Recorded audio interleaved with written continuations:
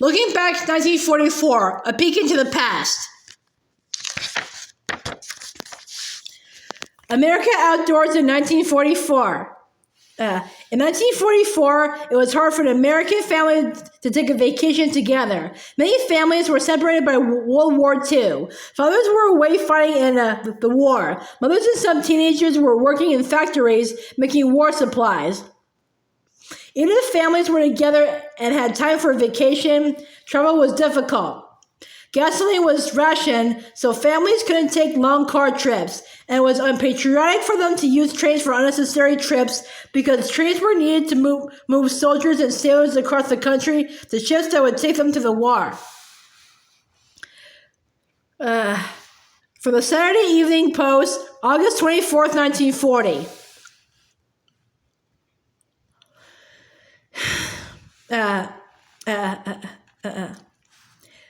Posters asked people not to drive unless they had to. Can this be you? Don't travel unless your trip helps win the war. Since families couldn't go on vacation together, many children took vacations alone at summer camp. In the 1940s, summer camps were like large parks in the woods, on lakes, or near the ocean. They were built as places for children to study nature and have fun outdoors. Campers lived in tents. They cooked over open fires. They had no electricity, so at night they used flashlights. They had only cold water and used outhouses rather than indoor plumbing. All of these things made campers like Molly feel as if they were living in the wilderness. In fact, learning to live outdoors the way pioneers did was one of the most popular parts of camp life. Campers practiced starting a fire with only one match and built shelters using only a blanket and a few sticks. They studied pictures of wild animal tracks and learned which woodland plants were poisonous and which were safe to eat.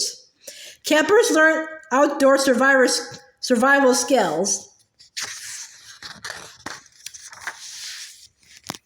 Chores like gathering wood were part of the daily camp routine.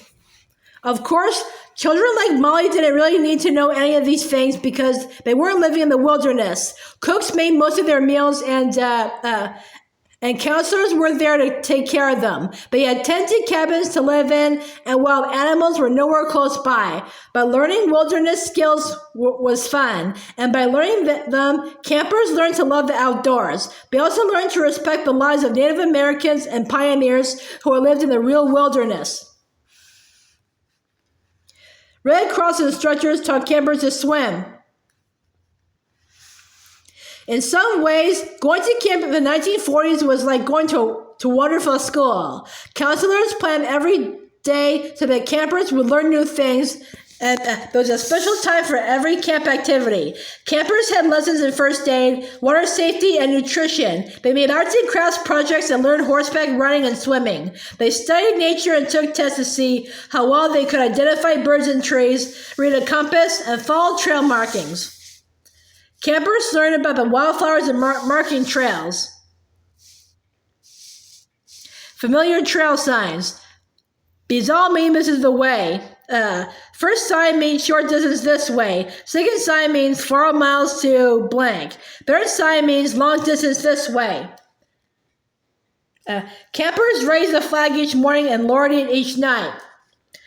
Children who went to camp during World War II were taught to be patriotic too. Every day began and ended with a Pledge of Allegiance and a flag ceremony. Some parts of camp life even reminded campers of what their fathers told them about life in the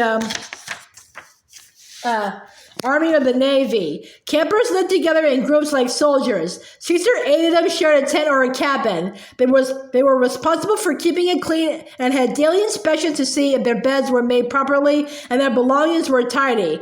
Camp outhouses were called latrines, and meals were served in the mess hall. Both of these words came from military life. Quiet hour was for resting or reading. Some camps had outdoor kitchens.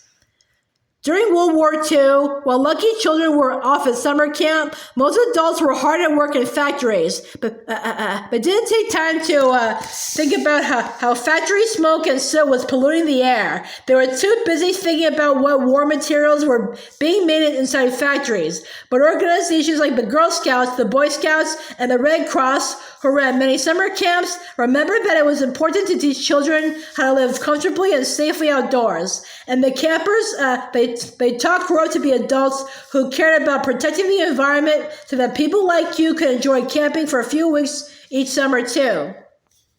Badges like these rewarded Girl Scout campers who learned outdoor skills.